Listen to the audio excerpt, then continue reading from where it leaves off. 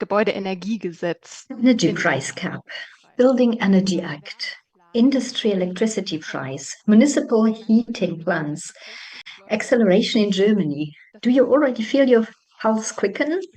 The fact that you are here today shows that there is a great need to discuss these topics, and it shows how important these topics are for the different areas in our industry. So thank you that you are here today, and thank you for enjoying the kickoff together.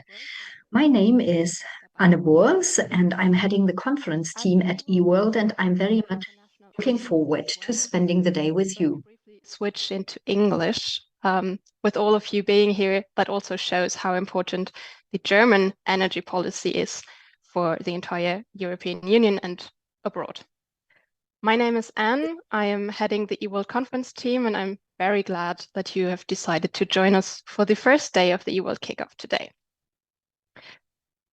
Damit Sie der heutigen Veranstaltung bestmöglich folgen können, haben wir zwei Streams. In order for you to follow today's event in the best possible way, we prepared two streams for you. You can follow either in English or in German.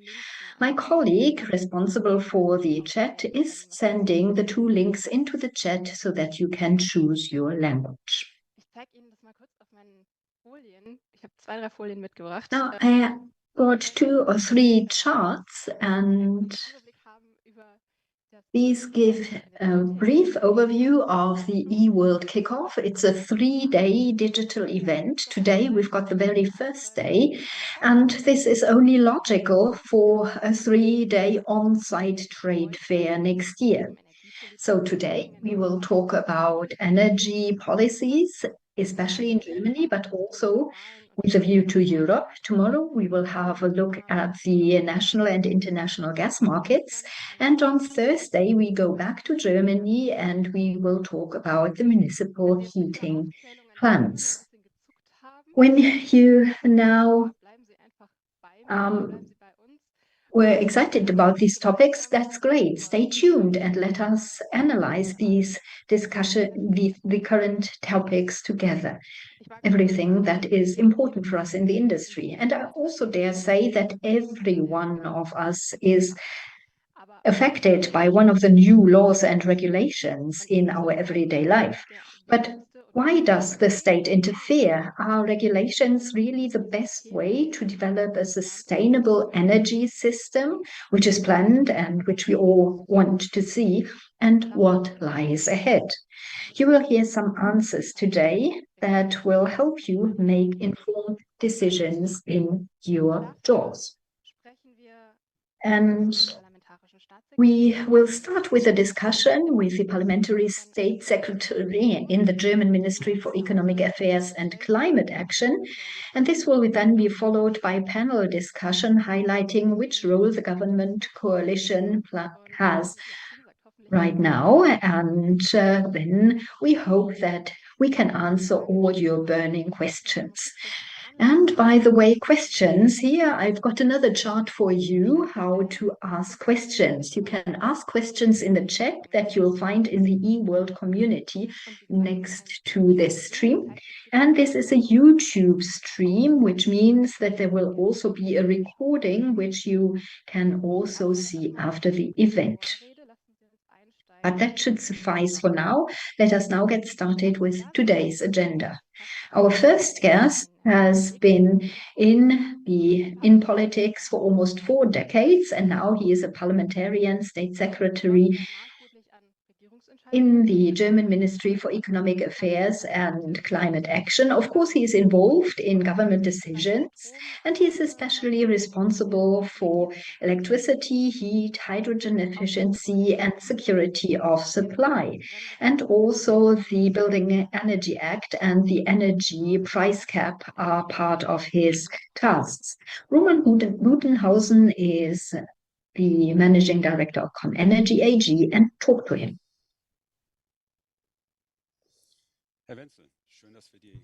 Mr. Wenzel, it's wonderful to have the opportunity today to talk to you. And let me start by saying that I can remember a year ago when all of us saw a panic among the citizens, in the industry, in the media, that we would freeze or even freeze to death in winter, that we would have blackouts. And the task for politicians was to prevent this at all costs. And politicians really got active, especially your ministry. And I personally think that it's important to say you did a wonderful job here.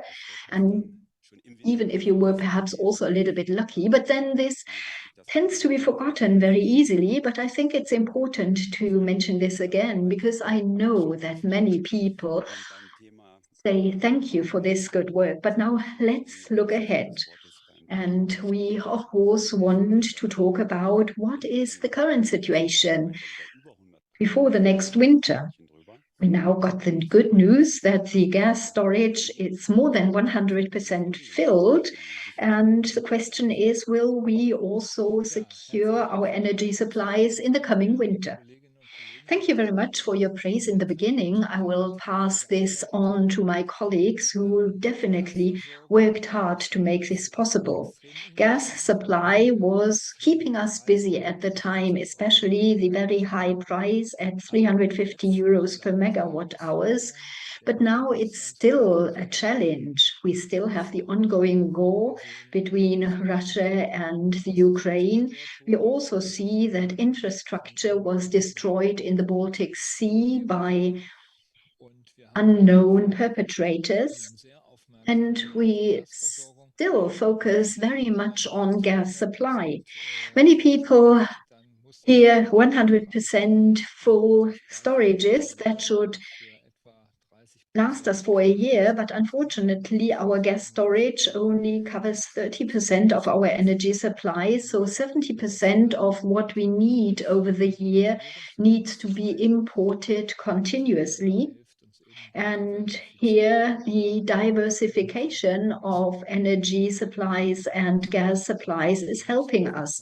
New LNG terminals, but also the use of the terminals in our neighboring countries, Belgium, Netherlands, and partly Poland, and energy savings. This year, again, we have to be careful to save energy to achieve our targets. So if everybody joins in, we have an optimistic situation. Yes, but we, of course, also have to reckon with a hard winter, and we also have some safety buffers included. We cannot assume that there will be no repairs, no accidents, no incidents, no unforeseen events, and we have to create a safety net. Well, will there be the danger for private households to have higher prices again after the stop of the energy price cap? Does your ministry plan any intervention if the prices are rising again? We prepared everything in order to prolong the energy price cap until February or March, but we only got the approval until the end of the year, so it will only be possible if the EU Commission or the EU in total, the member states, will approve the TCTF, the special crisis situation, and this needs to happen fast because the energy companies also need some lead time to implement this in their digital systems. You already mentioned infrastructure, and the infrastructure is the backbone of energy transition in Germany, but also in Europe. And the expansion of the infrastructure is a critical and decisive factor. The construction of the LNG terminal was very fast. Nobody assumed this. It was 13 months. This was unheard of. It's really a double whopper here.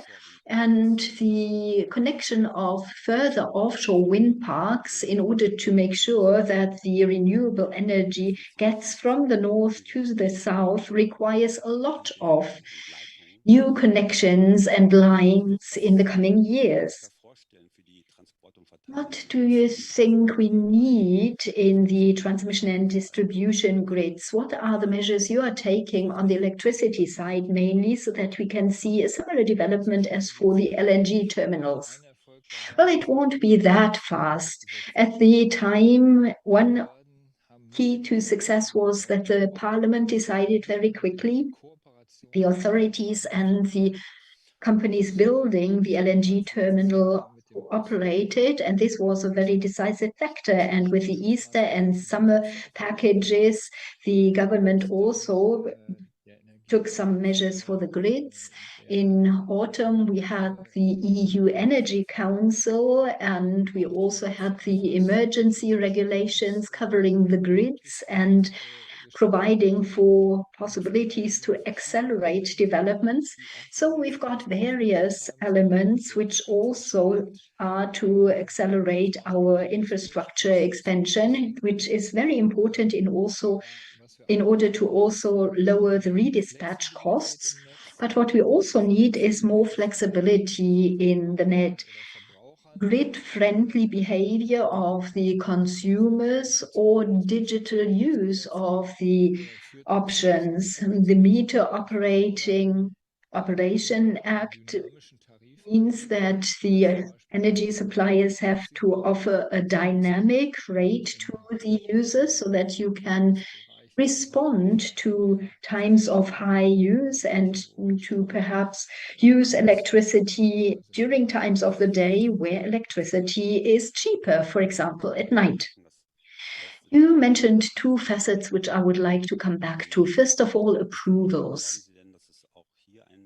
Do you think that there will also be an agreement that the approval times can be shortened significantly, because approval times are the longest times during new projects? Yes, this is what we definitely want to achieve. For the PV package, we deliberately involved all the stakeholders now in order to also take the view of the user and say, where are the roadblocks? Where are the impediments? Where is the interaction impeded? And this resulted in new law package which should accelerate the processes. For example, regarding the connection of PV systems into the grid, we want to now also transfer this to other areas, because we had some approval periods, 5 to 7 years for a wind energy converter. That's simply too much.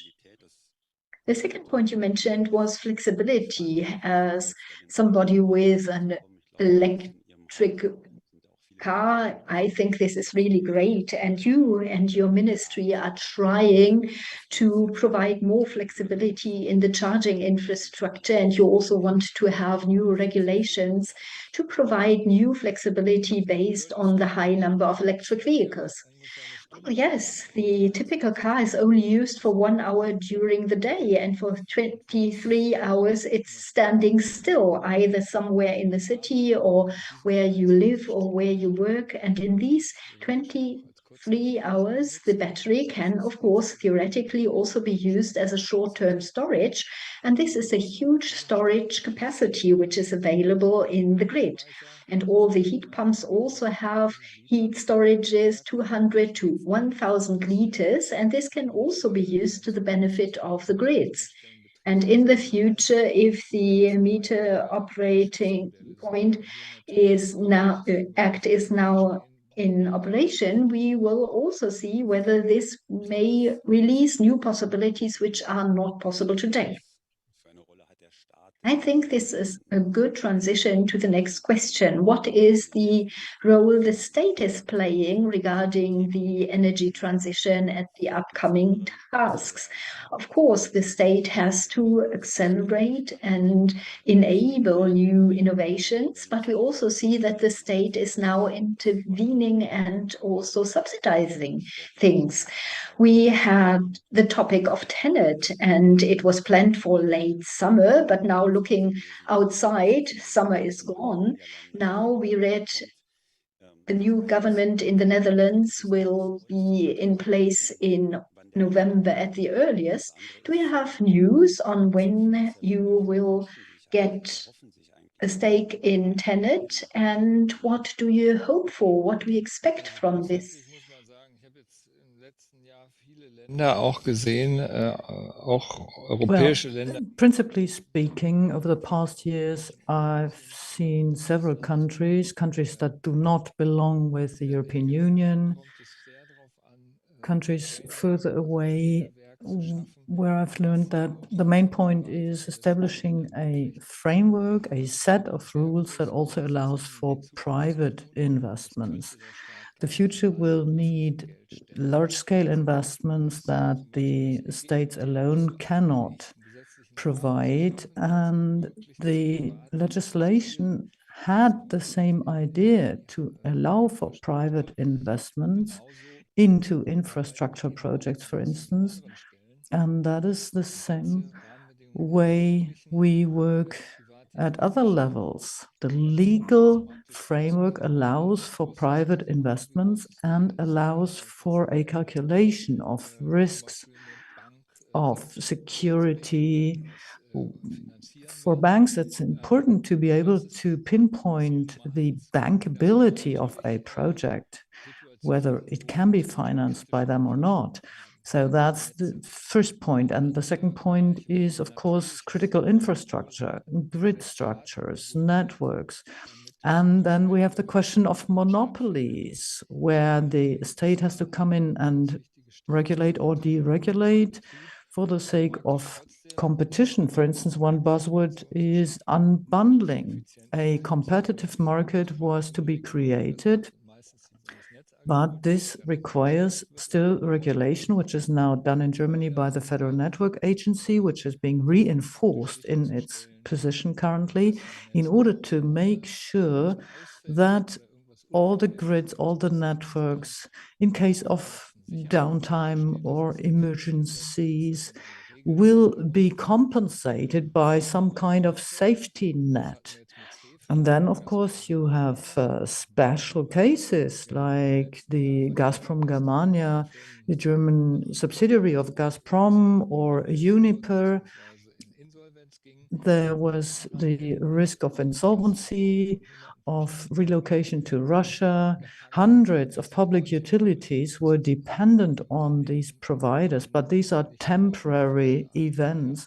These are companies that will not be continuously be financed and subsidized by the state. Well, we have 4 large grid operators for electricity. Is the state interested in holding a share? And is it enough to hold a share in all 4 of these providers? Is it a significant share that you need, or is it enough to have a hold on a framework that you can coordinate? Well, 50 hertz, for example, is a case where some years ago a Chinese investor wanted to come in, and the federal government decided to hold a share, to invest in a share, because it is a question of critical infrastructure, and the state preferred a domestic investment, and that's how this decision came about. Now, MBG, for instance, has decided to sell part of their network. And again, the KfW, the Reconstruction Loan Corporation, will probably go for a 25% share. This is currently up for decision. And when we talk of TenneT, the Dutch government decided to talk about a sale, but we do not know yet when this will come to a conclusion. Elections can sometimes speed things up, sometimes they can act as a brake. Maybe an old government does not want to make a decision. The new government will take some time to take office, so I cannot give you a schedule here. All right, understood. Now let's talk about green power and where it comes from. Robert Habeck spoke of decarbonization, where electrification is a main key element. So we need to electrify first and foremost, but where do we get the energy from? Where do we get the green power from? We do not have nuclear power. We will switch off the coal-fired power plants. So where do we get the volumes in terms of green electricity? First, what the International Energy Agency says, efficiency first, is paramount. We have to save all the energy that we do not actually need.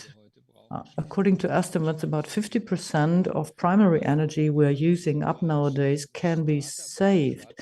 That sounds a lot, but talking to a small German startup who assesses and analyzes SMEs, they tell me that they can save 30% at least in terms of primary energy when you use an electric vehicle instead of a combustion engine driven one, you can save 75%. And the same is true for many other areas. So, of course, there will be a remaining amount of energy. We will try to use electricity, but for steel production, the chemical industry, for power plants themselves, for navigation and aviation, this is not possible with electricity alone. So we will probably use hydrogen derivatives, and then there is cement production. Currently, we're looking into the potential of CCS. And what can the state do? What you have pointed out seems to be the right way ahead, but what can the state do in order to support this even more? On all the 4 levels, we are active. We have the Energy Efficiency Act. We have an enhancement of our resources and infrastructure in terms of renewable energy. This was also a consequence of the war on Ukraine. 2 weeks later, heads of state and governments met in France, in Versailles, and decided to increase energy efficiency, to increase the infrastructure in terms of renewable energies, to bring infrastructural components back to Europe, to enforce our self-dependence. And we are working on a core network for hydrogen. That's part of the hydrogen strategy. We work on an import infrastructure. Maybe 1/3 of the hydrogen we'll need can be produced in Germany. 2/3 will need to be imported, if possible, inside Europe via pipelines. If we need to go a longer distance, probably via ammonia. And we are working on our hydrogen strategy to find out in more detail where CCS might be useful.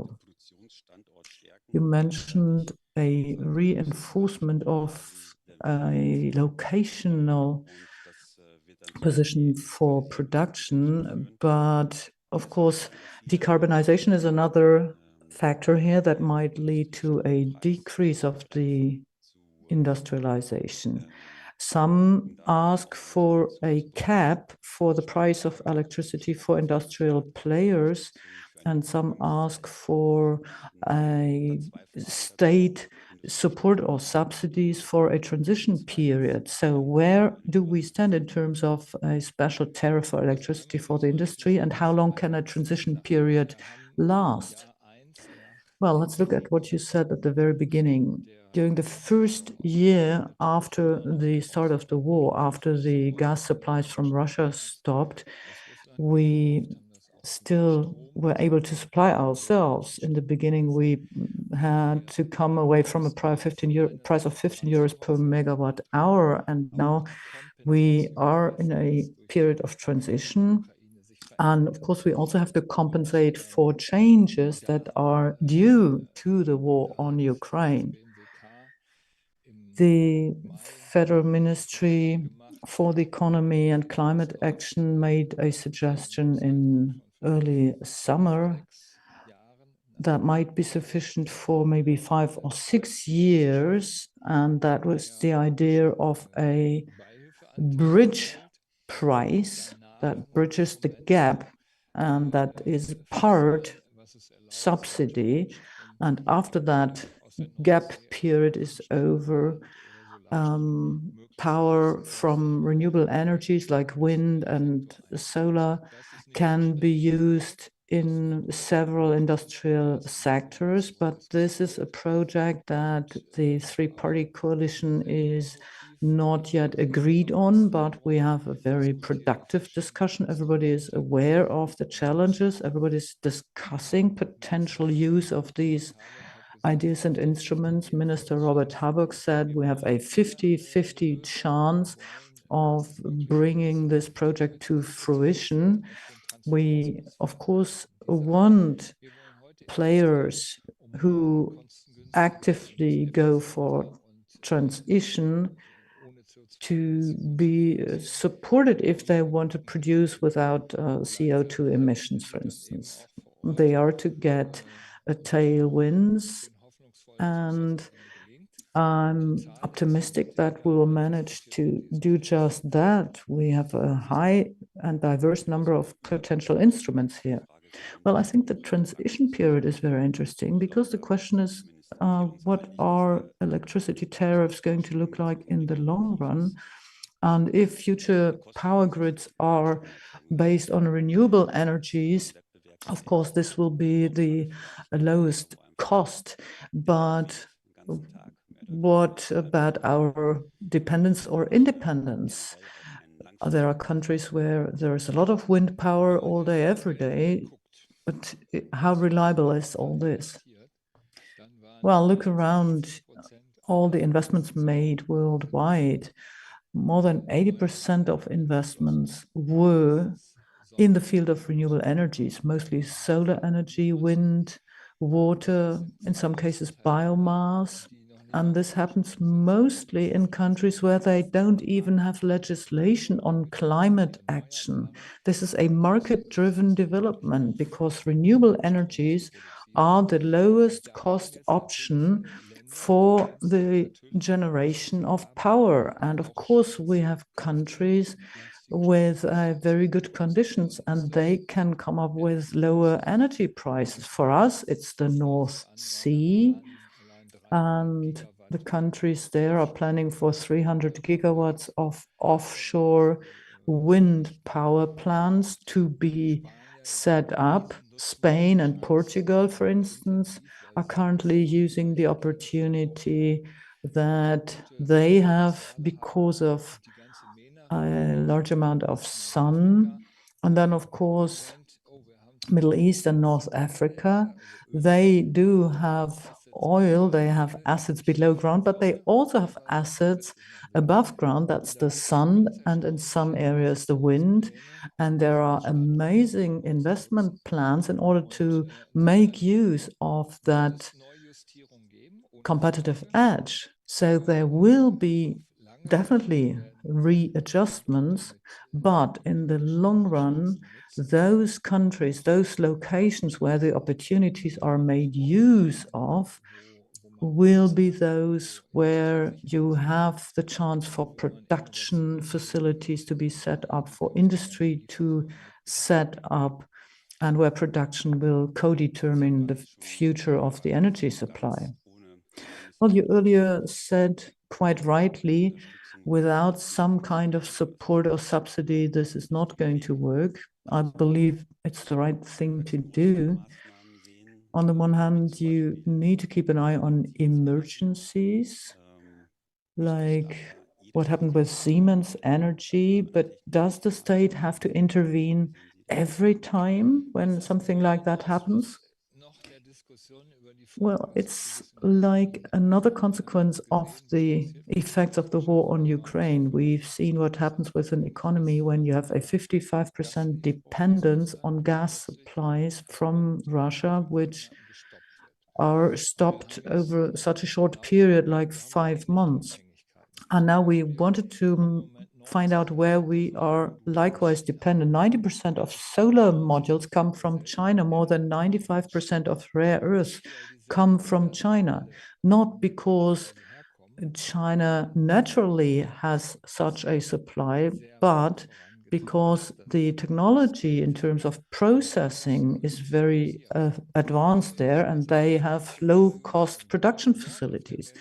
If we only shop for price, if we only buy where it's cheapest, the danger is very high that we will even increase our dependency. And that's why at the European level, we said cost is just one factor, but resilience is another. In extreme situations, we have to be secure and safe. We have to be working supply chains. There must be not just one cheap supplier, but 2 or 3, maybe even 4 suppliers. And that's why the European Union, with the Net Zero Industry Act, works towards the end of reinforcing supply chains, important infrastructure, important technologies that covers batteries, electrolysis, solar power, and important processes like polysilicon. That's a material that you need to produce solar modules, but you also need it for the production of computer chips. So we want to reduce our dependence, increase our resilience, and there is a certain share, often they say 40% within the European Union, that has to be self-sufficiency. Then we will still need 60% to come from somewhere else, but we were under shock last year and we have to learn from that. Kabel gehören auch dazu, ja. And I also want to add cables here. And well, you also mentioned the support at EU level. And now we also have an agreement between France and Germany. And this means that we have a new way forward in Europe regarding the energy market design. And this, of course, will also cover long-term electricity prices, PPEs, and contracts for differences, where the state takes some of the risk but can also take some of the profits. So these are mechanisms which are well proven. We know them from other countries, from other markets. Are these the right measures from your point of view? And how can we imagine this in the future? What will be the next steps on the part of your ministry? The biggest conflict point with France was the electricity market design, because the electricity price will also expire in 2025 in France. And the agreement that was made was that in doubt, the EU Commission will check whether it is fair from a competition point of view and from a market point of view. And regarding the PPEs, will they be strengthened? Well, the European Union mainly focuses on CFDs, carbon contracts for difference, as one essential control element. And we will definitely see both. PPAs are a great possibility for companies that say, okay, I will look for a supplier who will provide electricity in a reliable way in the future. We'll go for a contract and long-term supply contract. And this is definitely a good option for a number of companies. CFDs are then limited downwards, so they also create a certain security for investments. They protect against a fluctuation of prices. So it was a signal of hope that we received from the most recent EU summit. And I'm quite optimistic that the further implementation will also be very constructive. Okay, great, thank you. There's one final topic I would like to mention, then we probably covered the entire area, and this is the topic of power plants. I already mentioned that the nuclear power plants were switched off. We also want to mothball our coal-fired power plants, and we now talk about a higher number of H2-ready gas-fired power plants. Some of them were already approved, but I always ask myself, do I see them as H2-ready power plants, or aren't we just building very expensive gas-fired power plants, and it would be more useful to avoid this by using less electricity or using other types of energy? Well, we've got several elements here. On one hand, we've got the production of solar energy, wind energy, biomass, hydropower. We have all these options. Then we use flexibility. Then we use storages in a much more intensive way than we did in the past. But then for certain days, there will be a residual load that cannot be covered. And for this situation, we then need very flexible power plants, which can be ramped up and ramped down very quickly and very flexibly. And this is not possible with coal-fired power plants and nuclear power plants. Usually you use gas-fired power plants, and they will be operated with hydrogen in the future. We will have great companies that say they can do this. They are still in the final adjustment phase. The municipality of Leipzig has now started this already, but some optimization is still necessary, and we will see some technological advances in the future. And we are now negotiating with the EU Commission about such a power plant strategy, what it could look like, what it means for subsidies, and how it can be covered by tenders. So there is a basic understanding. We've got some milestones, and in the current phase, we are discussing with the coalition partners how this can be implemented in detail, and we hope that we will see the first invitation to tender in autumn. We already have some elements in our existing laws and regulations. Some new laws and regulations will be implemented, and then until the beginning of the 2030s. On this basis, we will hopefully see the necessary amount of investments that will make it possible to modernize the power plant fleet, to use the latest technologies, to use hydrogen, always based on the technological developments that are also happening in the neighboring countries, and there are many companies who also see an export market for the future. Thank you.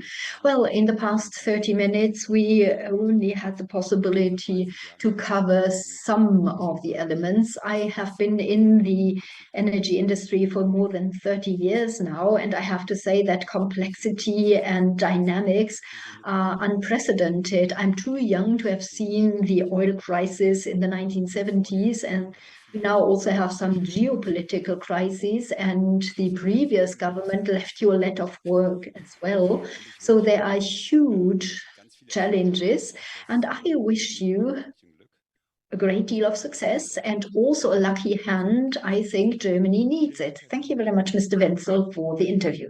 Thank you.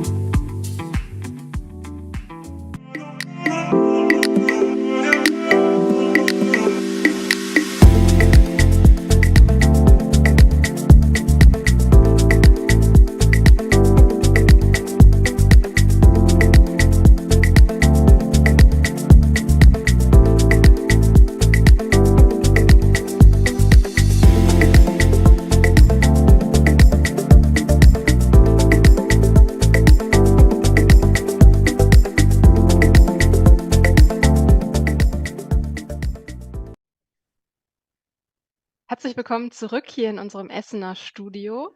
Welcome back to our Essen studio. Thank you for being here with us. The program will now continue in English, so allow me to switch over. For the eWorld kickoff, you have just watched the fireside chat between Stefan Wenzel and Roman Dudenhausen, and Roman is now with me. He has joined me in our digital studio. So, hi, Roman. Welcome to the kickoff. Good morning. You have just said it at the very end of your interview with Stefan Wenzel. You have been in the energy business for almost 30 years now, and you have been CEO of Con Energy for almost as long. And you also mentioned that a lot of things have changed during that time, but nothing has changed so much as now we're witnessing. So what do you think is the most drastic change that you have experienced since you took your very first business steps? That's a good question, because when I started, I thought this will be the biggest change in the energy industry, and everyone thought in the early 90s, after the deregulation and liberalization, this is just a few years of hard work, and then we'll have a nice balance again, and everything will be easy again. And it has just turned out that that was not really true. And where we are at the moment is at a point, as I mentioned yesterday with Stefan Wenzel, the complexity is much more intense than earlier. And most of all, I think the dynamic, everything is going fast. It's digital, it's dynamics. And so I think all of us here, not only in the discussion, but also the listeners, we all face much more challenges than in the past. Yep, you are still in Berlin, and you have met with the Parliamentary Secretary of State yesterday.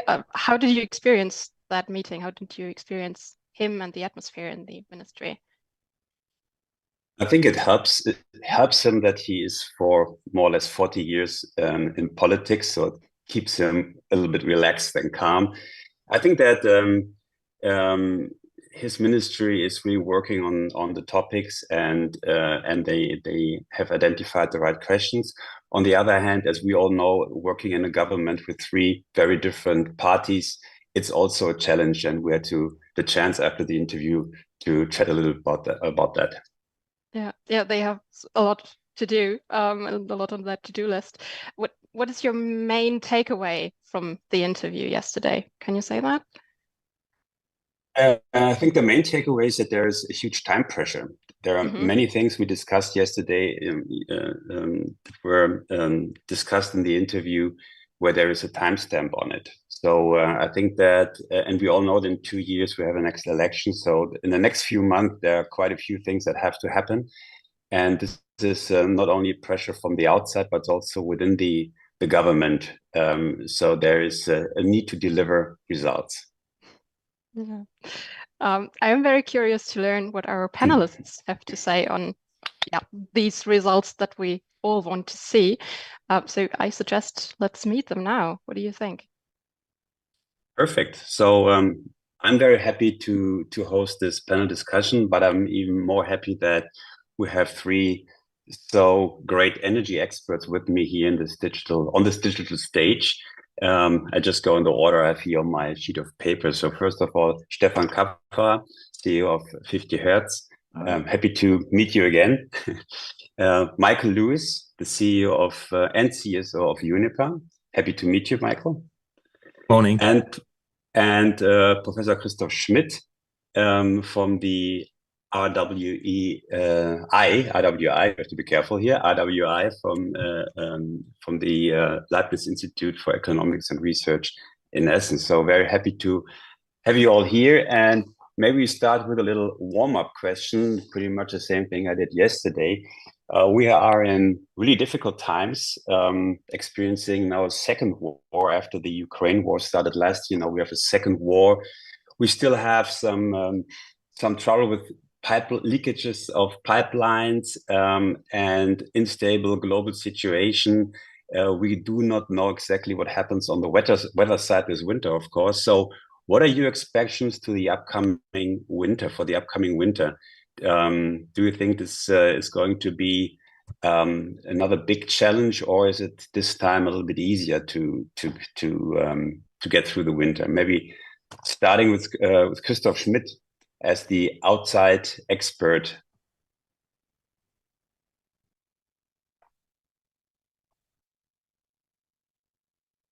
Now better? Thank you very much. Yeah.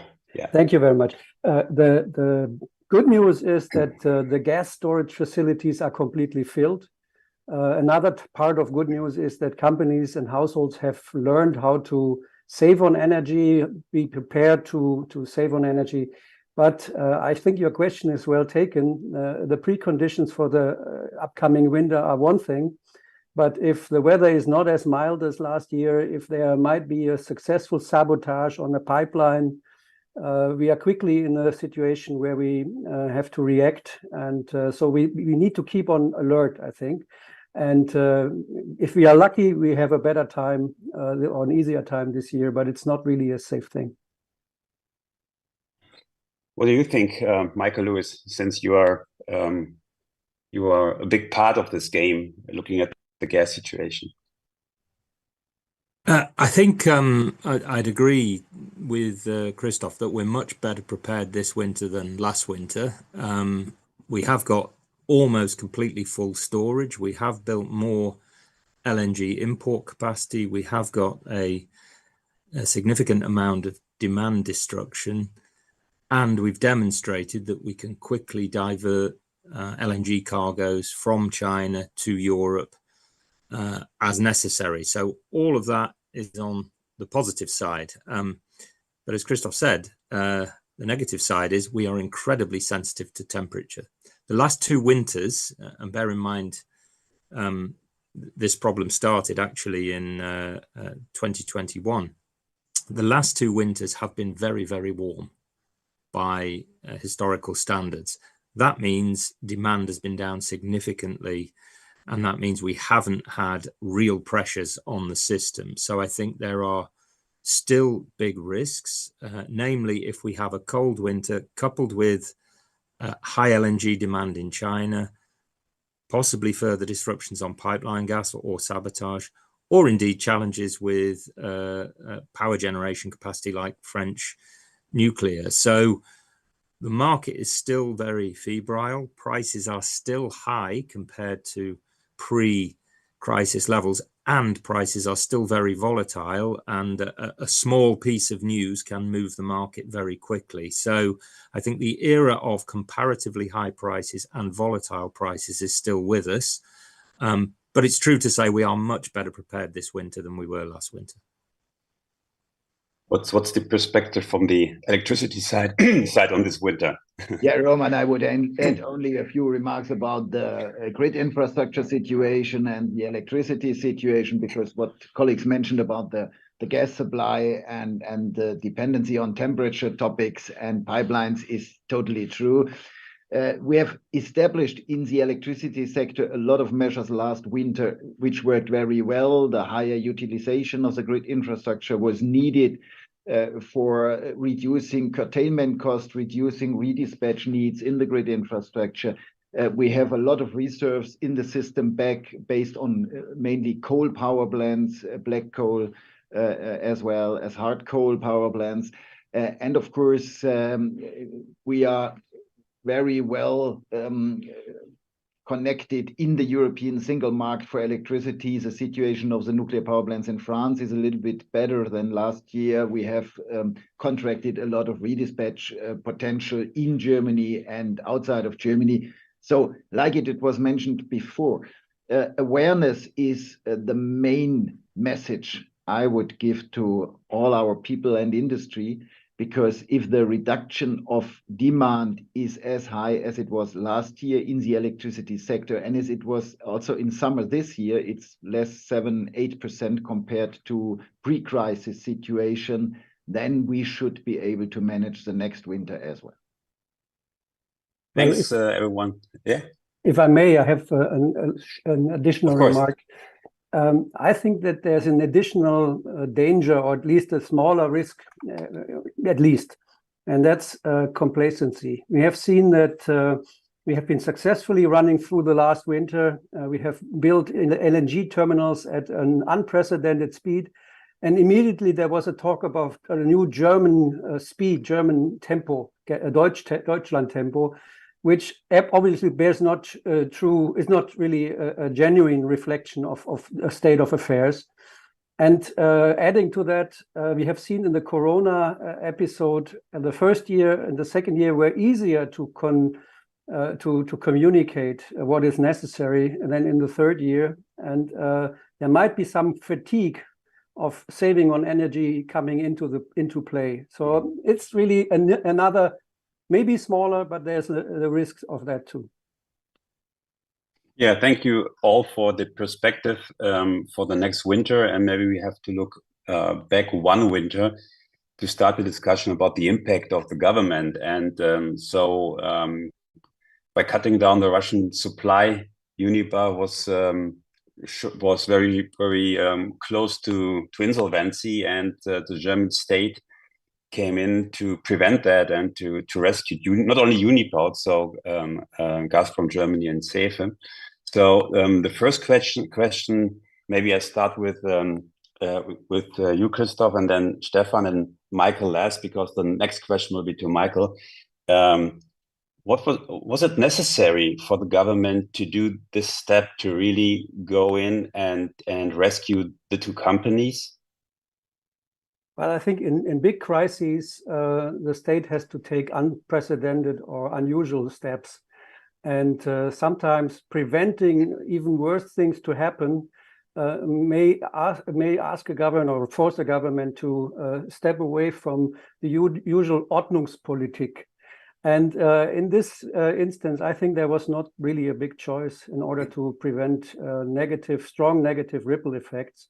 We have seen that in several big crises in the last decades, that it is necessary to think case by case about these issues, and of course also be able to say no in some instances. But in that instance, I think it was preventing worse things from happening.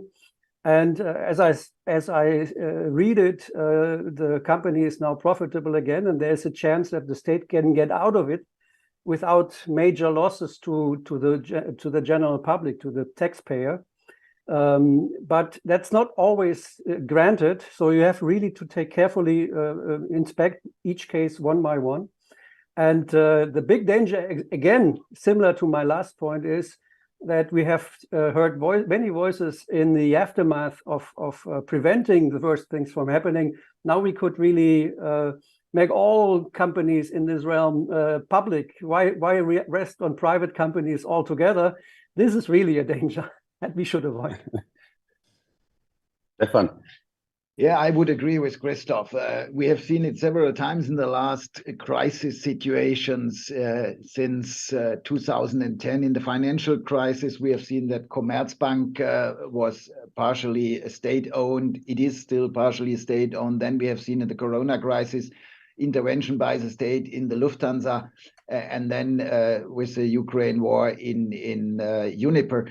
And I would fully agree, if there are such kinds of external shocks, it may be needed and it may be useful and helpful for society if state intervenes, but it should be limited in time.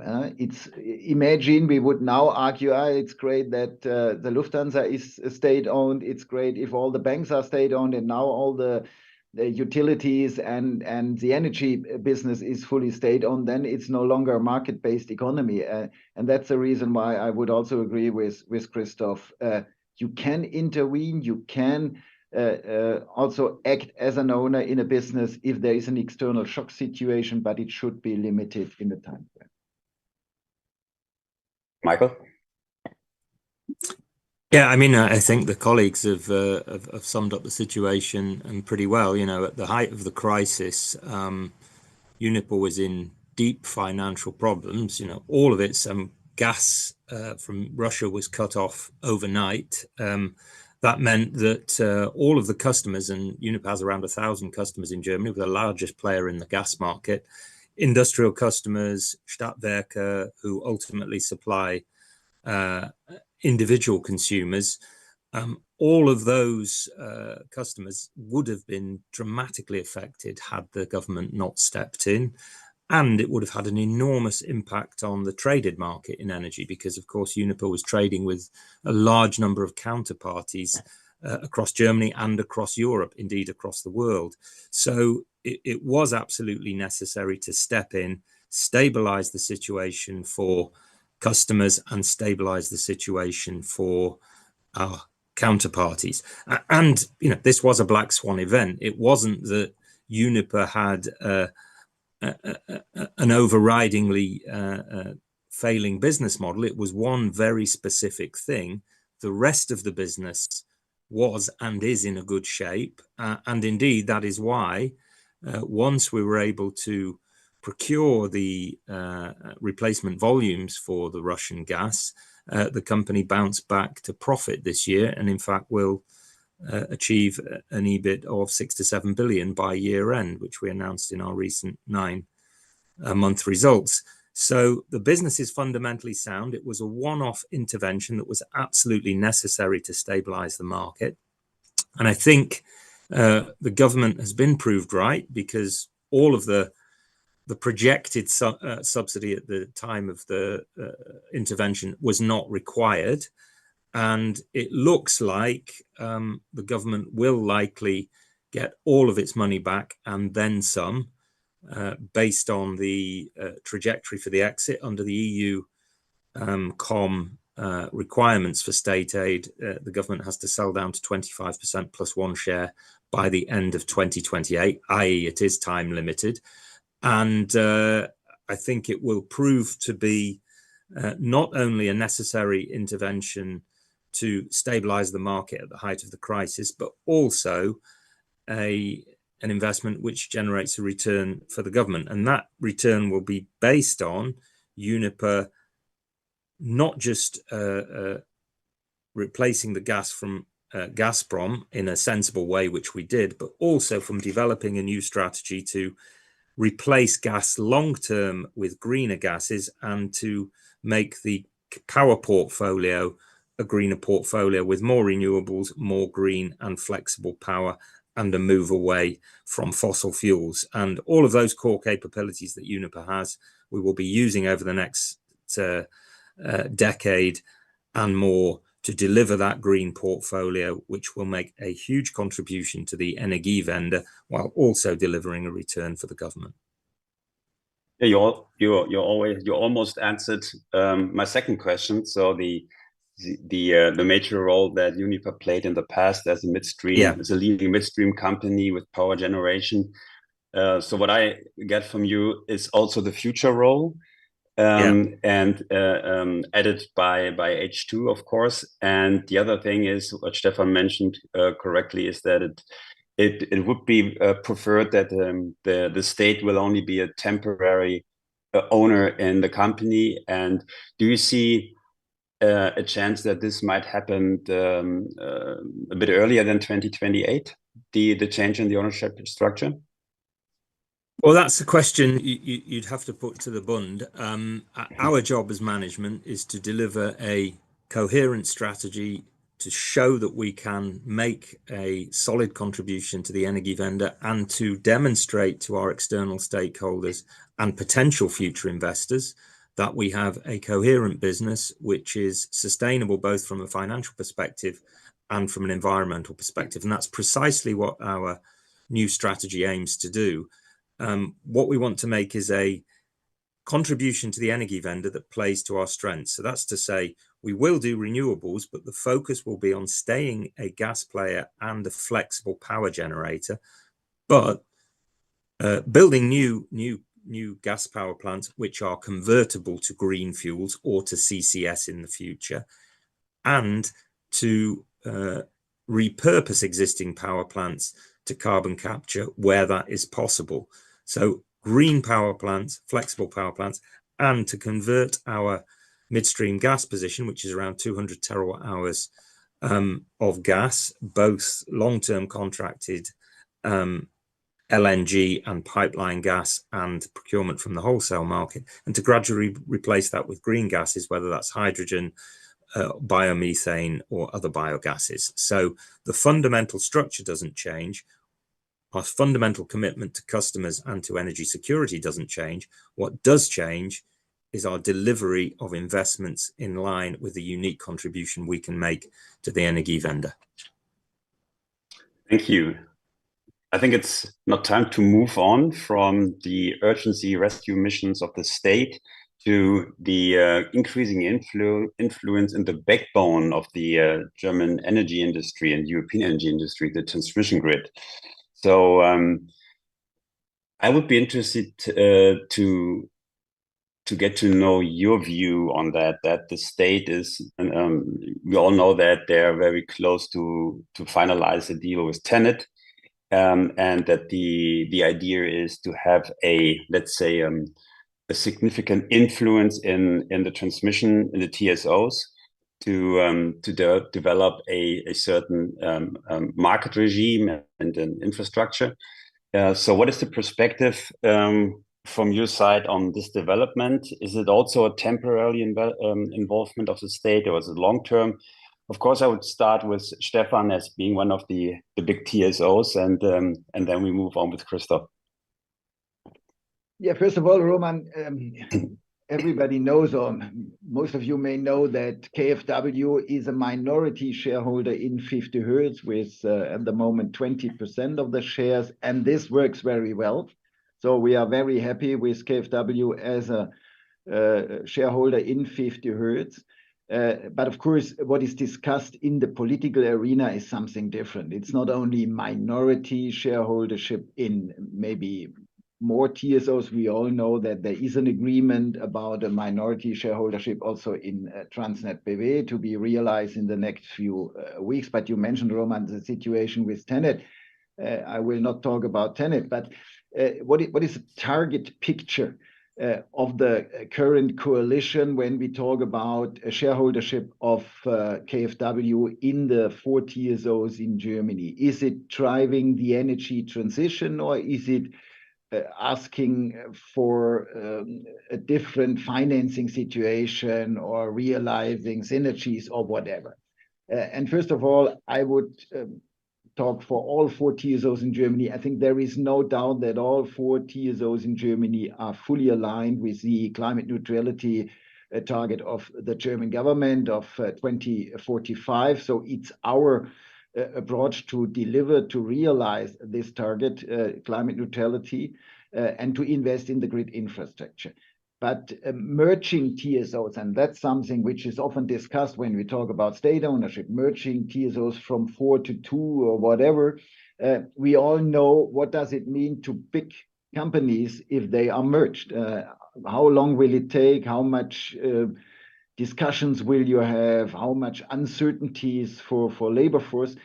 So I think that's one topic we should always have in mind. And to give you an example, 50Hertz has now near to 2,000 employees, and TenneT is a little bit larger. Ambion is also a little bit larger, Transnet a little bit smaller. So imagine we are talking about a lot of people. So every merger is a challenge for these organizations if it would be the target of the government. And the second topic, which is also from my perspective extremely relevant, is the balance sheet of the KfW. We should have in mind that looking at the grid expansion development plan 2037, so the next one to be finalized and decided in the next few months, needs investments of all TSOs in Germany of more than 300 billion euros. 300 billion euros. So to imagine that this will financed, of course, with only equity injections of KfW, it's a challenge. Having in mind that we have other priorities as well, making the green transition for the steel industry, green transition for the chemical industry, investing in a hydrogen backbone infrastructure, incentivizing backup capacities in the electricity market. So we will need also in the future private capital to be invested in this transition and expansion of the grid infrastructure. And that's something from my perspective, which is heavily underestimated in the current debate. Thank you. Christoph? Well, my remark is complementary to that. I see the whole discussion in Germany with a real sense of unease, especially, of course, in the realm that you are talking about, we are talking about, just because there are external effects, or there is something like a natural monopoly where you can produce something with decreasing average cost, doesn't mean the state has to do it itself. It can delegate the task, and there will always be an allocation mechanism for scarce goods, for energy, for example. And one very good allocation mechanism, coordination mechanism, is the market. So relying on market forces, designing an intelligent market where you regulate prices, for example, if you have a natural monopoly, or where you auction tasks if you fear that there are information asymmetries, is often a much better approach than just to try to do it itself and put a state bureaucracy on top of everything. So I'm really in a sense of in a state of unease about the political economy discussion in Germany, also especially in the energy sector, and I think that just adds to the cautious remarks by Stefan. Michael, you have the experience with a state-owned grid company with National Grid. So what's your view on the development in Germany? I think the colleagues have made the important points. I would just add, I think when you look at what we're facing with the energy transition, this is the biggest change to the structure of our industrial economy since the Industrial Revolution. This is an enormous change of removing fossil fuels, massively expanding the electricity networks, massively expanding electricity generation, and replacing conventional generation, conventional fossil fuels with renewables and other types of flexible generation, and indeed with green gases. We shouldn't underestimate the scale of that change. And that means we can't be dogmatic about the solutions. We have to use all of the tools that are available to us. That means the technological tools and the policy tools. And I see it very much as a partnership with the government, and the government doesn't have to do everything itself. It's got various ways of creating the right incentives. They might be through regulation. It might be through different kinds of economic incentives, tax incentives, feed-in tariffs, contracts for differences. There are any number of ways that the government can influence the market, but what we must be aiming for is an economically efficient way to deliver this massive change to our industrial economy. Ownership is one way of doing it. In some circumstances, it may be the right way, but often it's not the most economically efficient way. And that's the measure we should use. What's the best way of delivering the outcome that we all want, which is a carbon-free industrial economy? So I think we need to keep that in mind and constantly test ourselves as to whether we are getting to the most economically efficient answer. And there are many, many examples out there of policies which have been very successful over the years in driving us towards that economically efficient outcome. And I think if you look at what happened with renewables from the very beginning 20 years ago, it was much, much more expensive than conventional generation, 4 or 5 times more in the case of offshore wind. But we had long-term policy continuity. We had economic incentives which drove private companies to invest an enormous amount of capital because they were confident that they would get a return on that capital and the policy would endure. And as a consequence, with the economies of scale and technological innovation, we drove down the cost. And that's the kind of virtuous cycle we want to create in partnership with government and the private sector. Yeah, all of you mentioned a few key or buzzwords. I think that besides that the state takes ownership, it is important to talk about bureaucracy and licensing. And I was totally surprised looking at the LNG terminals, how fast that was accomplished. That was a very good sign. So what's your view? What's your view on that topic? I think personally, I think there's is at least as important as becoming a shareholder in the grid companies, is to see that the processes are running. And maybe the most experience with this topic, Stefan, of course, that is you, and maybe you can elaborate a little bit about this. Yeah, thanks, Roman. Maybe that's a great opportunity to praise the work of the current government, because everybody is talking about the LNG terminals and the so-called Deutschland Tempo. But also in the electricity infrastructure situation, we have seen a lot of ideas and projects now to realize faster permission procedures. And I often tell people we will see a tsunami of permissions in the next 2 or 3 years. So we have a lot of bottlenecks when we talk about grid expansion, assets, labor force, capital, but permissions will be no longer the main bottleneck of the process. And of course, we have seen a lot of legal changes. And to be honest, this is not a one solution. There is only one instrument, and if you do this, everything is going well. No, we have seen a lot of detailed changes in the legal framework.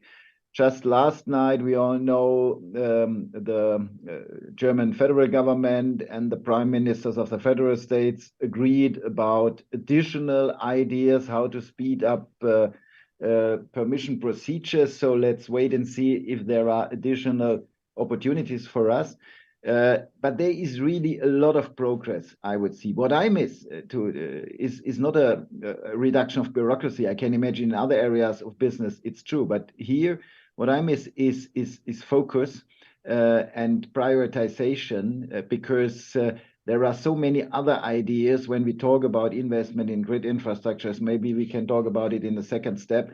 But when we talk about permission procedures, I think we have seen a lot of progress now compared to earlier time. Christoph? Well, finally, we have some field where we slightly disagree. I'm not as optimistic, actually. Let me just make a little remark to Michael. I think he mentioned the industrial revolutions and the energy transition since that revolution was starting some 300 years ago. And I think that is a good suggestion to look at this history. And of course, it was not possible without state intervention, without infrastructure. But in the end, it was mainly a bottom-up process coming from own incentives. So the task for the government for the energy transition now is to make it from a completely top-down affair to something, by providing a good framework, to something that is so much of interest to individual companies and households and so on, that it becomes a bottom-up affair, at least partially. And the Deutschland Tempo, I mentioned already some skepticism about this in my first remark. That was possible because so many regulations regarding planning and permission were temporarily taken out of commission.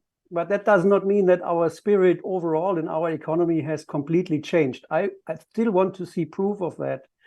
And of course, Stefan is right that we see a lot of activities on the side of the federal government, but setting objectives and conducting a real transition of affairs are two different things. And coming from the Ruhrgebiet, where I have been living for the last 21 years, we know that the old line is correct. Truth is lying on the pitch. So it needs to be really seen in practice that this speeding up of processes is really happening. I'm somewhat skeptical, to be honest.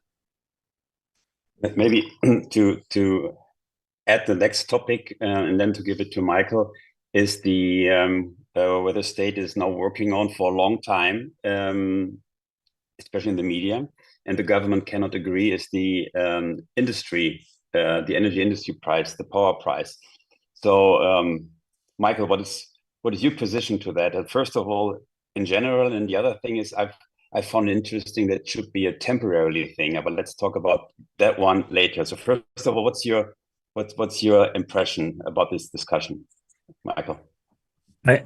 Can I just comment on the permitting? Of course, point first, of course. and then I'll come to that one. I mean, I must admit my tendency is to agree with Christoph, not Stefan. I'm still a bit skeptical, and this is not actually a problem that's unique to Germany. I mean, in my experience in the UK, it's also a significant problem there. to develop large infrastructure projects, not just in the energy world, but outside of energy, is a very, very long and challenging process from a approval perspective and a permitting perspective. Now, of course, there are good reasons for it. We've put those regulations in place, environmental impact assessment and so on and so forth. But there is a real need to act with speed if we are going to get to the climate transition by 2050. And so we do need to constantly review those processes and make sure they are fit for purpose and they are delivering what we need, which is, yes, a good and thorough assessment of the environmental effects of a project, but a clear perspective for developers that they have a time-limited process to go through. So that would be my point there. And I am still a bit skeptical that we've got the right balance there. When it comes to energy prices, I mean, in general, I'm opposed to interfering with prices because it does take away signals, and those signals carry important information about scarcity and abundance of different resources. However, I think given the exceptional circumstances that we have experienced over the past couple of years and prices that frankly went to levels that I never thought I would ever see in my career, you know, if you go back 5-6 years, if you'd have told me that the gas price would hit 250 euros a megawatt hour, I'd have said you were insane. There's no way that can happen, but it did. So I think temporary interventions to attenuate that problem and to give industry time to, and indeed individual customers time to adjust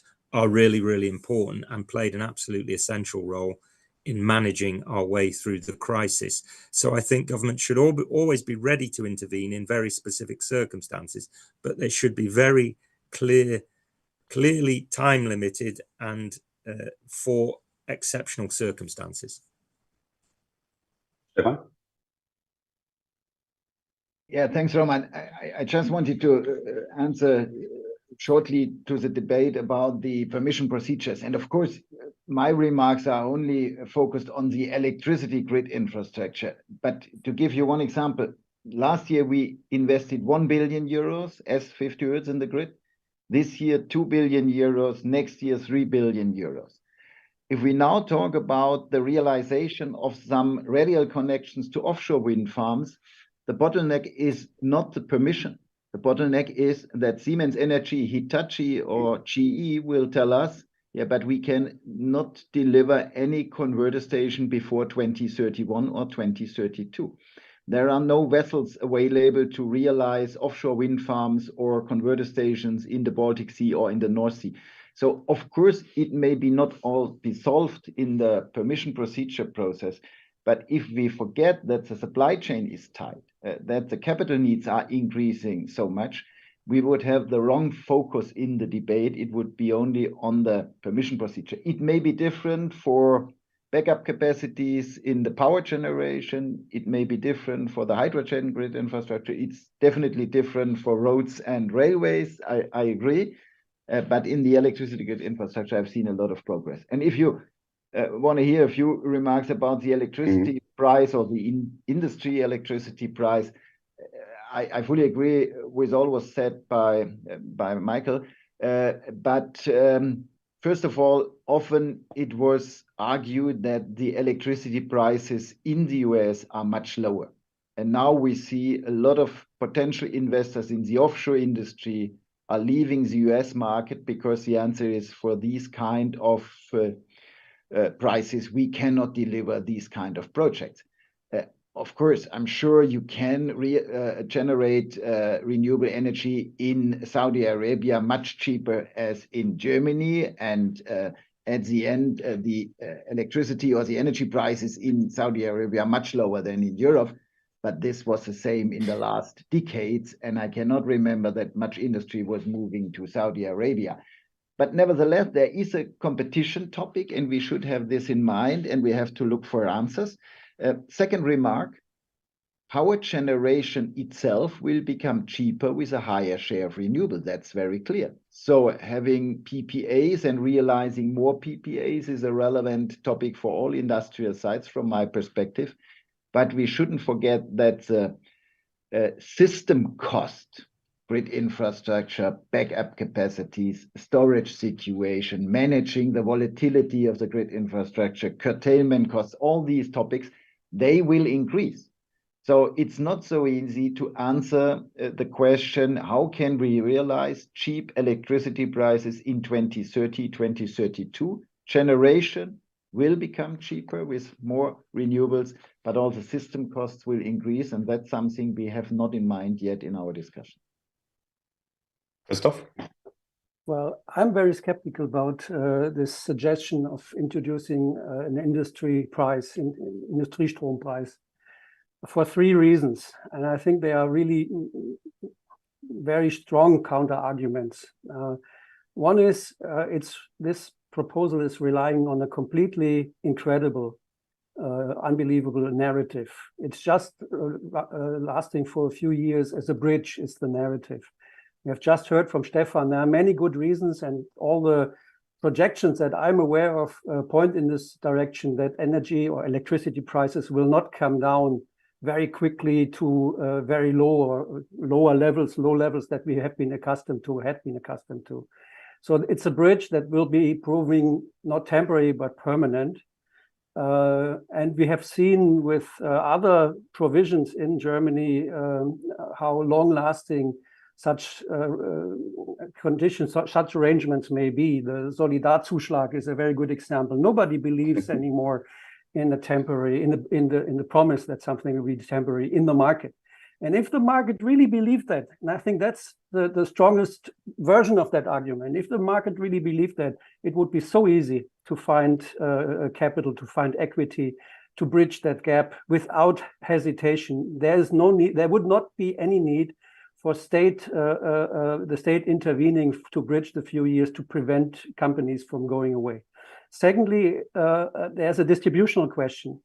This government it's somewhat odd to see that this government is so much putting attention on big players in the market and so little on small and medium-sized businesses and on the distributional issues. And that has been very heavily criticized. And the third argument, for good reasons, I think. And the third argument is, of course, what Michael said is correct. If we really believe, and I think that's definitely set into stone, if we really believe that the climate objectives are adamantly to be upheld and will be reached, and you forget about market signals or you water down market signals achieving that aim, then there will be the need for other measures, dirigistic measures that will be in very small decisions, will intervene with market decisions, with entrepreneurial decisions. And that has one consequence. It will become much more costly. So we will have the same energy transition in the end, but at much higher cost. There is no good argument for it. I think the government is now presenting us, my last point, is presenting us with the choice between Scylla and Charybdis. And in fact, there are much better options available. And they are looking at the supply side. Why decommission nuclear plants now completely? Why prevent fracking? Why not setting the taxes on electricity to European standards? There are so many options that would work in the right direction. The Industriestrompreis is not needed. Maybe to add another level to that question, and then start by you, Christoph, and just go the other way around. That leads us into the next very difficult discussion at the moment. That's the strategy on the generation side. Because looking at the, to say it's a temporarily thing, I also cannot imagine how the power prices can come down in the next many years. And if I look at, as you mentioned, we shut down the nukes and maybe coal at the end of the decade or a little later. And we look at the replacement, which if you look at conventional, it will be H2 ready gas. And if you look at the price level of H2 ready gas, I don't see how we can have power prices that are as low as we experienced a few years ago. So what's your what is your position on the generation strategy of the government? Yeah, well, it's coming back to this question of, isn't the real issue the supply and the demand, or the relation between the two? In my assessment, after all, still the same assessment that it has been a while ago already, is the carbon price should take a starring role. This idea of really calculating when to decommission one technology and when to enter another, I think that the task is putting an adamant, uniform carbon price on all sectors, trying to really work for the energy import infrastructure. As there's something that is going on. It's not that the government is not doing nothing. That's not what I want to say. But I think that this would be the strong task to prevent this, or to counter this argument that still dominates some part of the discussion, that we will be all electric and that will all come from domestic sources. That's not really possible. Yeah, first of all, I fully agree that we should always have in mind that there is a single market for electricity in Europe, and we should take all the advantages. And we have seen this year how much it was changing the import-export situation in the German electricity market based on a higher reliability of the French nuclear power plants, a better situation in Scandinavia with water and renewables. So, of course, there are a lot of advantages in a European market for us, and autonomy is a crazy idea, at least in a European context. Your question, Roman, about the backup capacities, this decision is urgently needed. We all know that in the coalition treaty, the message is ideally we will finalize or stop or phase out the coal power plant based generation in 2030. This is 7 years ahead of us. The government explained to us that there is a lack of around 20 gigawatt of reliable generation capacity based in the future on green hydrogen ready power generation. And we all know it takes a few years to realize these kind of investments. And obviously, after all the market interventions we have seen in the past, private investors, but Michael is the right guy to talk about it, but I cannot imagine that a private investor will at the moment invest in these kind of capacities without a clear framework of capacity remuneration, incentivizing these kind of investments. I don't know what at the end is accepted by the European Commission, by state aid guidelines. But the decision is urgently needed. If it's not finalized, the negotiation between the German government and the European Commission till end of this year, I cannot imagine that we are able to phase out all the coal power plants earlier, as it is agreed in the transition pathway of the Coal Commission a few years ago. But we are still happy to do so as a TSO to deliver. But it can only work if there are other backup capacities. Yeah, fully agree. Michael? Yeah, I mean, I think the colleagues have made most of the important points. I would only say the urgency is really, really strong now. 2030 is 7 years away. We just built Irsching 6, 300 megawatt OCGT. We see a gap of around 30 gigawatts by 2030 in German generation capacity. So that's 80 Irsching 6s that need to be built. That means all of the supply chain needs to be lined up. And these plants need to be convertible in principle to zero carbon, either with green gases or with carbon capture. So all of that needs to be lined up. We need to get the permitting lined up. And we need a capacity market which will give us the confidence to invest. This is an enormous challenge. And I think if the government does not get a capacity remuneration system in place next year, which gives us the confidence to really put resources into this and gives the supply chain, the likes of Siemens and other OEMs, to build up their capacities, we are going to see a challenge, and we are going to see more and more old coal plants being designated as system critical. And that's the challenge we face. And for us, that's by far the most urgent challenge. And I would say Irsching 6 took 4 years. We've got to do that 80 times. This is an enormous challenge. And I can only say we're willing and able to step up to this challenge, but we do need that capacity remuneration market in place so that we can do so.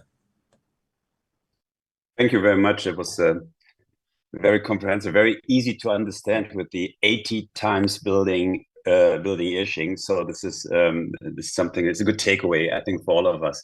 And also what you all mentioned is, I think at the moment, at least I feel a little bit that some governments, some politicians, some people in the industries, they're moving away from the climate targets. And this is something I think that's very dangerous. And on the other hand, we have of course, we have rising CO2 prices, and CO2, as one of you mentioned, as probably the best medium to coordinate or to control the whole process. So, what is your impression about the climate goals? Is there a strong attempt to weaken the goals? What's your personal view on this, Michael? Starting with you this time. I think we have seen some signs of that. You know, recently the UK Prime Minister announced that they were pushing back some of the targets in relation to sales of electric vehicles and in relation to the installation of heat pumps in homes. They've pushed those targets back 5 years, I believe. I think it's not good to keep moving dates and keep moving targets. One thing that we want as a private company to invest is a stable investment environment. You know, if you keep changing the boundaries and moving the goalposts, it brings uncertainty, and uncertainty raises the cost, and it raises the challenge of bringing the amount of capital we need into the market. However, if you look overall, I think there is still a very, very strong push to hit the targets. I think the challenge is that governments are realizing that this is an enormously complex task. I go back to my point earlier about the Industrial Revolution. We have to massively expand electricity grids. We have to massively expand power generation. We have to massively expand heat pump installation, and indeed the installation of electric vehicle chargers. And all of that has to happen in a super quick time and be coordinated, because if we're slower with the installation of heat pumps, then we will be slower in the reduction in the demand for gas, and so on and so forth. So all of these things are interlinked, and the policies have to be properly coordinated so that Stefan's grid is at the right size at the right time to accommodate the additional energy that needs to flow through it. And if you get any one of those parameters wrong, significant bottlenecks will start to emerge in different places. So I suspect that the challenge governments are seeing is that this is an extremely difficult and complex challenge, and they need to coordinate the policies, and perhaps some of the delays are driven by a need to think about how you join up all the parts. Stefan? Yeah, first of all, Roman, I think we shouldn't forget that the energy sector is really on track reaching the climate targets. Of course, we all know that in the transport sector, it's a little bit more difficult, but in the energy sector, we are ahead of our target at the moment. And I think that's good news, often underrated in the public debate from my perspective. But nevertheless, there are a lot of challenges ahead of us. Some of them we have discussed earlier today. And my main concern at the moment is not that the current coalition in Germany or the current European Commission is giving up the climate targets in Europe or in Germany. But what I miss is, first of all, a transparent communication with society. It's often now a discussion like NIMBY, not in my backyard, as this is no longer the main risk for the transition process in the future. The main risk for the transition process in the future, from my perspective, is cost. It is extremely expensive. I mentioned some of the investments needed, and Michael and Christoph could add other investments needed in the transition period, but it's at the end more than 1,000 billion of euros to be invested in transforming up to climate neutrality. And this is not really transparent, because at the moment it looks like we can still tell people energy transition comes without any cost. It will only give benefits to everybody. And if we are not willing to change the communication style, it will have a negative impact to another topic. At the moment, we have still no focus on the energy transition to climate neutrality. We have a lot of other priorities in the political debate. I will give you one example. In the European Parliament, they have agreed about the so-called, in German, Ersatzbaustoffverordnung. It is something where we have to review soil, which we have to dig out when we organize a cable tunnel here in Berlin. Additional costs, 12 million euros only for this project in Berlin. No link to climate neutrality. It's something different. And we have many situations where political deciders at every level, local level, regional level, national and European level, have additional ideas what can be realized in our way to climate neutrality to 2045. And this has come to an end. We have to discuss how can we reduce the costs of the energy transition process. If we don't do that, we will lose the public acceptance for the energy transition, not by seeing some windmills or power lines in the rural countryside. We will lose public acceptance by the increasing costs of the process. And that's my main concern at the moment. Christoph? Well, I couldn't agree more. I think that transparency about cost is really the issue. I think Stefan really mentioned the ultimate challenge. Let's just take a step back. If you have a problem, the first thing is always to have a good diagnosis of the problem and then have a therapy. And Michael indicated that there needs to be a systemic view on affairs. And I think that's exactly what is often lacking. Not really every time. We have improved on that during the last decade. But to think that the energy system is something that is has a little complexity, and you can change a layer here, a lever there, and things in other areas and other realms of the energy system are not affected. This is really not working. It's really a system, a complex system, and you need to look at it in a all-embracing fashion. And there you see exactly that the initial steps are quite inexpensive. But as closer as you come to reaching the ultimate objective of climate neutrality, it will become even more expensive step by step. The marginal costs are not declining, although, of course, some of the technologies are becoming less expensive over time. That's okay. That's technical progress. But to change the whole system from a working fossil economy to a defossilized system is becoming as more expensive as closer we come to the ultimate threshold of reaching the zero carbon economy. And it's a good sign. I agree with Michael especially that, and Stefan said very much the same thing. It's good that the policy side did not renege on climate objectives in the Corona time and so on. Rather, they stuck to their objective, their targets.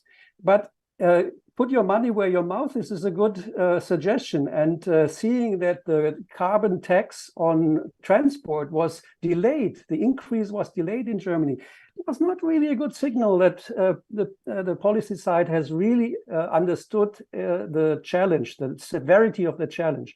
The severity is coming from the very fact that setting targets is one thing, but then really trying everything in their power to make an economy very successful in order to be able to pay for all this, that's something that has not really understood to its full extent yet. coming to my, thank you very much. I think that was very, very important, all the three statements you just gave. And coming to my last question, which is also important, is the European Union. And so maybe just in short, since time is running up, looking at the new EU, let's say the compromise with Germany and France led to finally to a new EU market design. Do you think this is a major breakthrough, looking at the results, especially looking at PPA CFDs in the future that really support the energy transition? Maybe Christoph, starting with you. Well, that's an issue for a whole session, I think. I know. Next time. I think that again, truth is lying on the pitch. Also here, CFD is a nice instrument, but the way it is exactly administered, it's the same thing like for state help for ailing companies. You have to really inspect them each case at a time, and it can be a good instrument for some purposes and for some circumstances. And it can also mutate in a perpetuated feed-in tariff, just being more terrible effects than the German EEG. So the delivery is what counts. Stefan? Yeah, I was always a strong supporter of CFDs. Of course, it has to be a two-way CFD, very clear, and it shouldn't damage the market of PPAs. That's another, from my perspective, relevant topic, because we can see that there is a strong development and this shouldn't be affected by CFDs. Michael? I only agree with the colleagues. I think CFDs are a very, very powerful mechanism for delivering cost reduction, for delivering innovation, and for giving high capital intensive projects a long-term perspective on revenues and thereby reducing the financing costs. But they have to be used in the right way, and they have to ensure that they don't mutate into fixed prices rather than a dynamic market which is constantly driving down the cost for new investment. So we're at the end of the panel discussion, and I think we had quite a good journey through many of the most important challenges. But as one of you said, I think each of the questions has enough potential for panel discussion itself. But thank you very much. It was very helpful, I think, for all of us on the panel even, and also for the listeners and viewers. And I give the word now to Anne. Yeah, thank you so much, Roman, and thank you, gentlemen, for that wonderful and very vivid and so dense discussion. So maybe to start the conclusion, to come back to today's title, just the last question to you, Roman. What do you think, with all that we have heard, will be the future role of the state in the energy supply or in the energy sector as a whole? Oh, that's a very difficult to answer in 3 sentences. But what I take away from the discussion is it has to play a role. It should support. It should be temporarily if it's an active role in the companies. So that's that's a short version. Okay, and maybe you have started today with questions on outlook on the upcoming winter. So I want to also end with that outlook. I was very intrigued by Christoph's analogy to the pandemic. He said that we might see this winter a fatigue of energy savings, and not to want to save energy anymore, just as we saw with pandemic rules during the last years. So what is your take on that? What do you think the winter will look like? I don't know how the winter will look like. It's very weather depending, I would say. But Christoph is definitely right. I mean, we know all these things, that it's the same if you look at Ukraine war. Now there's a war in Israel, and there's the media is reporting much less from Ukraine. And so pandemic was the same thing, and it will be the same now after the news, which is good news, that we have 100% gas storage. They're filled 100%. It also leads to, okay, everything is fine and we can lay back. So I think that what Stefan mentioned is I hope that the energy consumption It's just that there was a process, an educational process that people are aware, people and companies are aware that we need to consume less energy. And if that works out, if it's already a little bit at least a habit, then I'm optimistic. Okay, that's a good outlook, I think, to finish on an optimistic note.